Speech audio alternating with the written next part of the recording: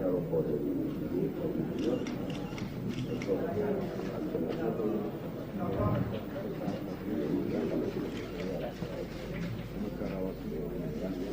tal? ¿Cómo está? Bien, bien, bien.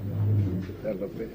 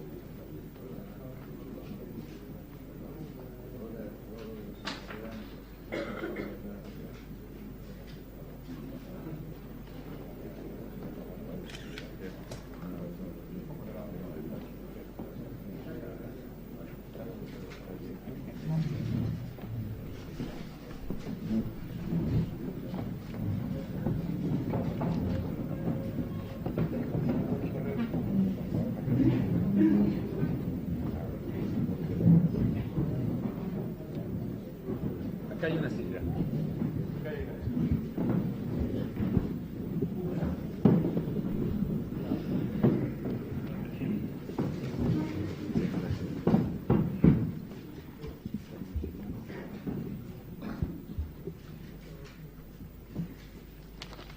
Son pocos minutos. Desde luego, lo que guste.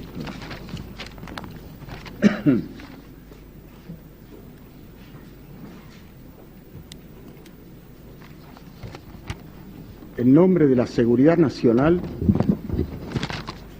miles y miles de seres humanos, generalmente jóvenes y hasta adolescentes, pasaron a integrar una categoría tétrica y fantasmal, la de los desaparecidos.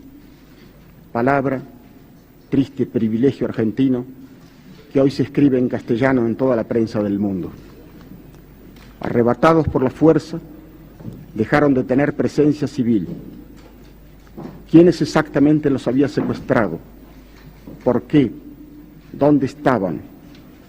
No se tenía respuesta precisa a estos interrogantes. Las autoridades no habían oído hablar jamás de ellos, las cárceles no los tenían en sus celdas, la justicia los desconocía y los habeas corpus solo tenían por contestación el silencio. En torno de ellos crecía un ominoso silencio. Nunca un secuestrador arrestado, jamás un lugar de detención clandestino individualizado, nunca la noticia de una sanción a los culpables de los delitos.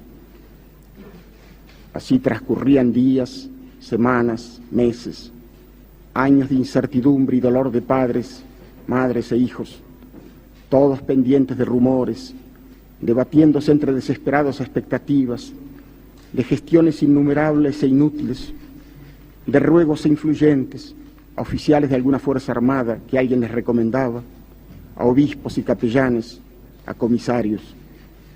La respuesta era siempre negativa. En cuanto a la sociedad, iba arraigándose la idea de la desprotección, el oscuro temor de que cualquiera, por inocente que fuese, podía caer en aquella infinita casa de brujas, apoderándose de unos el miedo sobrecogedor y de otros una tendencia consciente e inconsciente a justificar el horror. Por algo será, se murmuraba en voz baja, como queriendo así propiciar a los terribles e inescrutables dioses, mirando como apestados a los hijos o padres del desaparecido.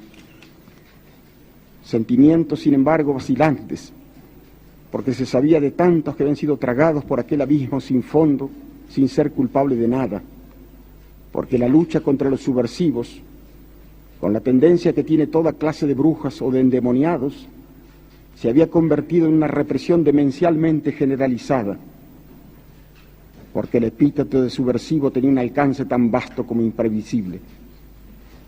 En el delirio semántico todo era posible, desde gente que propiciaba una revolución social hasta adolescentes sensibles que iban a villas miserias para ayudar a sus moradores. Todos caían en la redada. Dirigentes sindicales que luchaban por una simple mejora de salarios, muchachos que habían sido miembros de un centro estudiantil, periodistas que no eran adictos a la dictadura, psicólogos y sociólogos, jóvenes pacifistas, monjas y sacerdotes que habían llevado las enseñanzas de Cristo a barriadas miserables, y amigos de cualquiera de ellos, y amigos de sus amigos, gente que había sido denunciada por venganza personal o por secuestrados bajo tortura, en su mayoría inocentes de terrorismo, y ni siquiera de pertenecer a los cuadros combatientes de la guerrilla, porque estos presentaban batalla y morían en el enfrentamiento o se suicidaban antes de entregarse, y pocos llegaban vivos a manos de los represores. Desde el momento del secuestro, la víctima perdía todos los derechos, privada de toda comunicación con el mundo exterior, confinada en lugares desconocidos, sometida a suplicios infernales, ignorante de su destino mediato e inmediato, susceptible de ser arrojado al río o al mar, o reducido a cenizas. Seres que, sin embargo, no eran cosas, sino que conservaban atributos de la criatura humana, la sensibilidad para el tormento, la memoria de su madre o de su hijo o de su mujer, la infinita vergüenza por la violación en público. Seres no solo poseídos por esa infinita angustia y ese supremo pavor, sino, y quizá por eso mismo, guardando en algún rincón de su alma alguna descabellada esperanza. Con tristeza, con dolor, hemos cumplido la misión que nos encomendó en su momento el presidente constitucional de la República. Esa labor fue muy ardua, porque debimos recomponer un tenebroso rompecabezas, después de muchos años de producidos los hechos, cuando se habían borrado deliberadamente todos los rastros, se habían quemado toda la documentación y hasta se había demolido edificios. Hemos tenido que basarnos, pues, en las denuncias de los familiares, en las declaraciones de aquellos que pudieron salir del infierno y aún en los testimonios de represores que por oscuras motivaciones se acercaron a nosotros para decir lo que sabían. Fuimos acusados de no propiciar la reconciliación nacional, de activar los odios y resentimientos, de impedir el olvido. Pero no es así. No estamos movidos por el resentimiento ni por el espíritu de venganza. Solo pedimos la verdad y la justicia, tal como por otra parte las han pedido las iglesias de distintas confesiones, entendiendo que no podrá haber reconciliación sino después del arrepentimiento de los culpables y de una justicia que se fundamente en la verdad, porque si no, debería echarse por tierra la trascendente misión que el Poder Judicial tiene en toda comunidad civilizada. Las grandes calamidades son siempre aleccionadoras, y sin duda el más terrible drama que en toda su historia sufrió la nación durante el período que duró la dictadura militar, iniciada en marzo de 1976, servirá para hacernos comprender que únicamente la democracia es capaz de preservar a un pueblo de semejante horror, que solo ella puede mantener y salvar los sagrados y esenciales derechos de la criatura humana. Únicamente así podremos estar seguros de que nunca más en nuestra patria se repetirán hechos que nos han hecho trágicamente famosos en el mundo civilizado.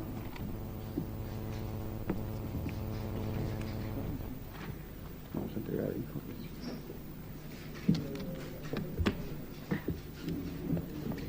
Aquí le vamos a entregar, señor presidente, el informe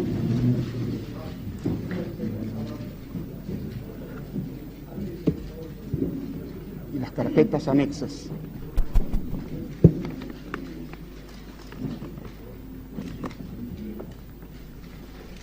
Debo recordar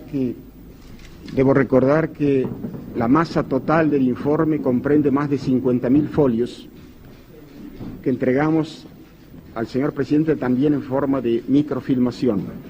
Esta es la carpeta que saldrá en forma de libro. Señor presidente de la Comisión Nacional sobre la Desaparición de Personas, doctor Ernesto Sábato. Señoras, señores, en nombre del Poder Ejecutivo de la Nación, y estoy seguro que digo bien en nombre del pueblo argentino, quiero expresarle el agradecimiento de todos. Necesitábamos sin duda de la tarea que ustedes han realizado. Sabemos que ha significado para ustedes un esfuerzo físico tremendo, pero nos consta que por encima de ese esfuerzo han tenido ustedes que superar algo que es mucho más fuerte. Han tenido que superar el agobio del dolor con el que se han encontrado a través de todos estos días de tan intenso trabajo. El país necesitaba en consecuencia este ejemplo de ustedes, así como necesita saber la verdad acerca de lo que pasó. Porque sobre la base de la mentira o de la oscuridad no podemos construir la unión nacional. Y solamente sobre la base de la verdad y de la justicia es que podemos encontrarnos en la reconciliación, tomados, ¿por qué no?, de la mano de la bondad. Yo creo que lo que ustedes han hecho ya ha entrado en la historia de nuestro país. Constituye un aporte fundamental para que de aquí en adelante los argentinos sepamos cabalmente, por lo menos, cuál es el camino que jamás deberemos transitar en el futuro, para que nunca más el odio, para que nunca más la violencia perturbe, conmueva y degrade a la sociedad argentina. Yo sé muy bien que no todos van a estar conformes.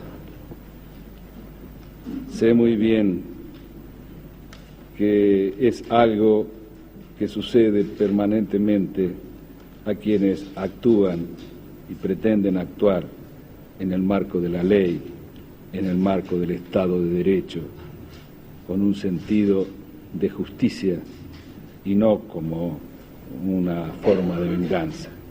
Seguramente haya quienes de una parte y de otra parte levanten sus voces reclamando otro tipo de acción, pero tengo la más absoluta convicción de que la enorme mayoría de los argentinos está en estos momentos agradeciéndoles el esfuerzo, y tengo también la seguridad que en el futuro nuestros hijos recordarán los nombres de cada uno de ustedes, porque a través de este esfuerzo y con el ejemplo han señalado, al mismo tiempo que el camino que no debía tomarse, también un ejemplo para cada uno en cuanto a la necesidad de asumir responsabilidades, que es la forma de participación que reclama la democracia.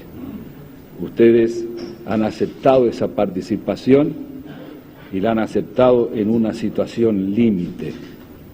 Ustedes han transitado estos meses duros y difíciles cumpliendo con nobleza una obligación de ciudadanos que está más próxima del heroísmo que del esfuerzo.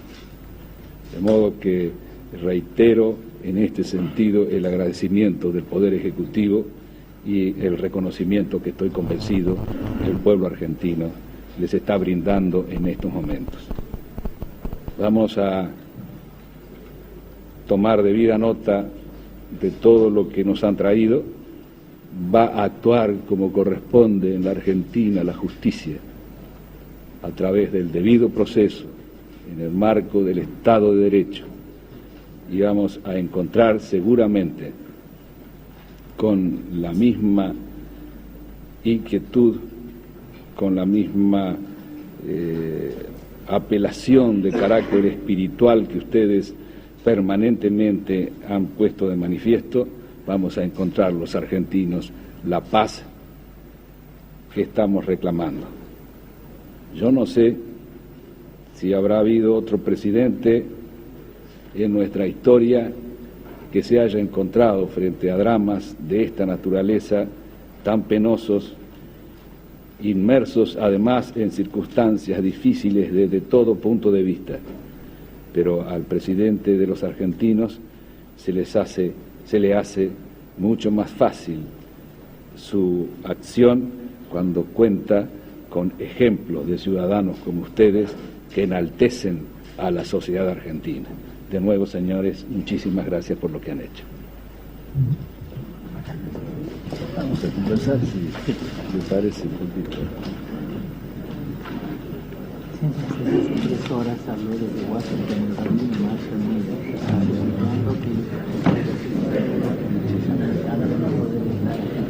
Muchísimas gracias.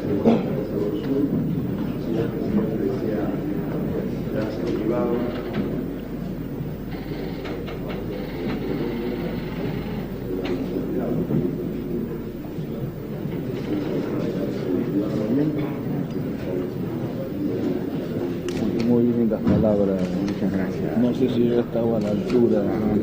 Que lo que dice siempre es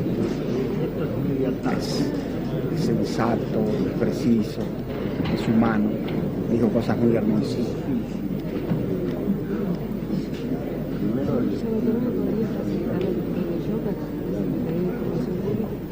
Para distribuirlo. Mire, Lo tiene muy corregido. Sí, Yo soy la jefa de taquígrafo. bueno, se puede llevar. Se lo devuelvo. No hay necesidad.